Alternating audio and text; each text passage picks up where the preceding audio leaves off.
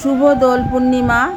এই দেখো আজ আমার দোলের দিন সকালটা শুরু হয়েছে আমার গোপুসোনাকে নিয়ে। তা গোপুসোনাকে স্নান টান করিয়ে নিয়েছি, তার ভাই তাকে আবির পরাবে বলে স্নান টান করে চলে এসেছে। এই যে আবির দিচ্ছে, কারণ সে আবার এখন অফিস চলে যাবে। তা ও এসেই বলছে গপু দাদাকে আবির পরাবো, তোমার এখনো হয়নি? আমি চাই তো রেডি করে দিচ্ছি, দে। এবার গুরুদেবের চরণে দিল, রাধা গোবিন্দর চরণে দিল, জগন্নাথের চরণে দিল, সবাইকে ও আবির দিয়ে দিল। আগে দিত না, জানি না কেন হঠাৎ এই বছর বলছে না আমি এবার আবির পরাবো আমার গপু দাদাকে। তা পড়া তুই তোর গপু দাদাকে। তা গপু দাদাকে আবির পরিয়ে তারপর আমাকে বললো বাইরে আসো। তা বাইরে গিয়ে দাঁড়ালাম, এই যে আমাকে আমার পায়ে আবির দিল।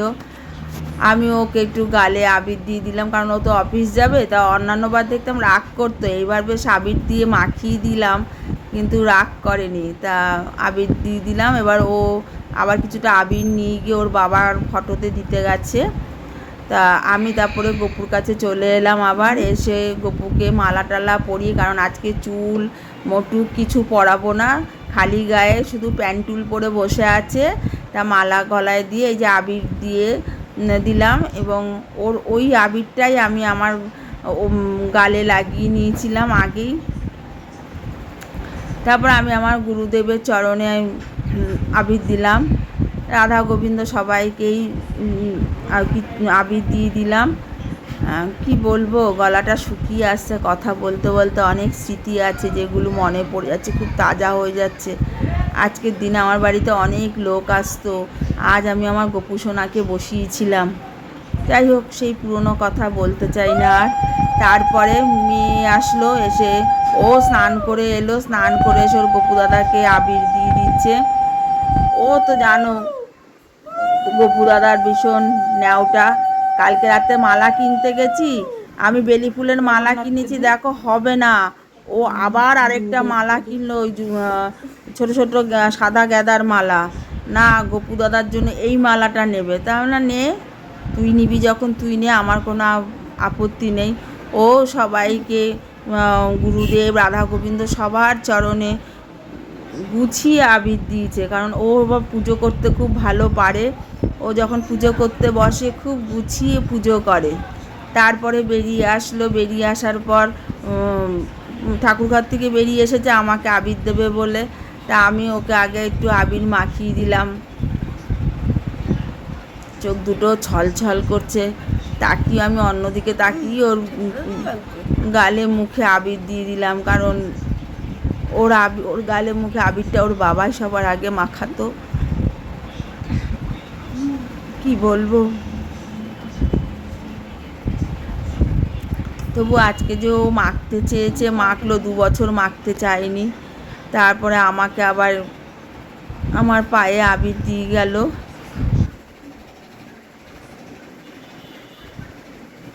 কথা বলতে খুব কষ্ট হচ্ছে। তারপরে দেখো আমার চোখ মুখ ভরে এই যে আবির মাখিয়ে দিয়েছে। আমি যদিও মাখি না, কিন্তু না করতে পারিনি। এবার দাদা অফিস যাবে, বলছে দাদা পরে যাবি।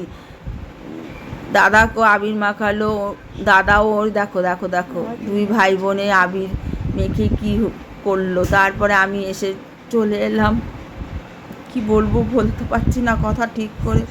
যাই হোক, আমার গোপুসোনাকে আরতি করে এই যে অন্যান্যবার পোলাও খিচুড়ি যখন ওরা ছিল তখন করতাম, 3 বছর ধরে বন্ধ করে দিয়েছি। এই এখন আমার তুলসী বেদিতে গিয়ে আবির দিয়ে আসলাম, দিয়ে ভোগের থালটা নামিয়ে ফেললাম। মানে কথা বলতে পারছি না, খুব কষ্ট হচ্ছে, কিন্তু ভয়েস তো দিতেই হবে, ভয়েস ছাড়া তো হবে না। আমার গোপুসোনা বসে আছে দেখো আবির মেখে। এবার এগুলো কি বিকেলবেলা সব পরিষ্কার করব। এই গোপুসোনার ভোগের থাল দিয়ে টিয়ে এবার মেয়ে একটু বেরিয়েছিল মুদি দোকানে, এবার পাড়ার সব ভাই বোনেরা ধরেছে, এবার ও সবাইকে আবির দিচ্ছে। ওই যে ওই বাড়ি ওটা মৌ কাকি, ওকে খুব ভালোবাসে। এবার এটা সঞ্জীব দা বেরিয়ে আসলো, সঞ্জীব দাকে একটু আবির মাখিয়ে দিয়ে আসলো। এবার এই পাশের বাড়ি এই ভাইগুলো বোনগুলো সব ধরেছে, দিদি আসো আবির মাখাবো। তারপর সঞ্জীব দা আবার এসে আবির নিয়ে এসে এবার মেয়েকে মাখালো, আমাকেও মাখালো। আমি তো আর আবির নিয়ে বেরোইনি, তা আমি ওদের আবির দিয়ে ওদের আবার একটু মাখিয়ে দিয়ে আসলাম। কি করা যাবে, আমি আবার নিতে আসবো ঘরে। আমি আবার সুন্দর করে একটু সাজিয়ে দিলাম। ওটা দেখে ওই মৌ পাশে বাড়ির আলো বলছে আসো বৌদি আমি একটু আবির দেই, দাও।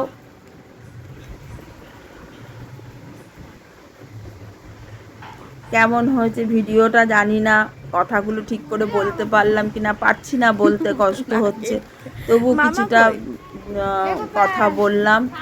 আমার গোপু সোনার পুজো দিয়ে এসে এই গলির মধ্যে একটু দাঁড়ালাম। সব বাচ্চারা এসে যে বম্মা বম্মা জেম্মা, আবার কেউ আমাকে রাগি জেম্মা ডাকে, কেউ আমাকে নাম ধরে ডাকে। আমার নাম ধরে এই এই এই দাঁড়াও দেখা, এই যে ও আমার নাম ধরে ডাকে।